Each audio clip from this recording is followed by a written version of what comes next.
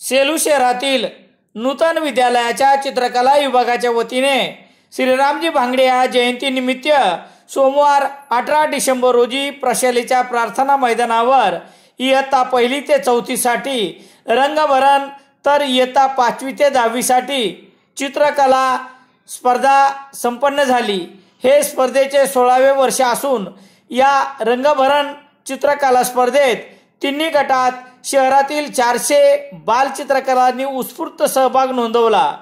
इयत्ता 5वी ते 7वी या गटासाठी मी मित्रासोबत पतंग उडविताना, माझे घर आणि माझी टॉमी, मित्र आणि मी बागेत फिरताना हे विषय, तर 8वी ते 10वी साठी माझा वाढदिवस, प्राणी संग्रहालयास भेट, भारतीय सैनिक एक प्रसंग हे विषय चित्र काढण्यासाठी होते।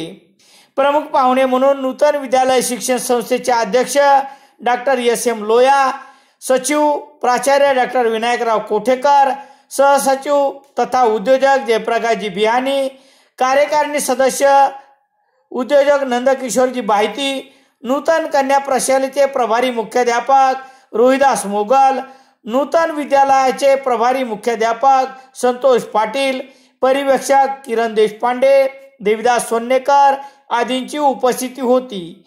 प्रास्ताविक चित्रकला विभाग प्रमुख किशोर कटारे यांनी केले, तर सूत्रसंचालन सुरेश शिवाळे यांनी केले। उपस्थितांचे आभार फुलसिंग गावित यांनी मानले।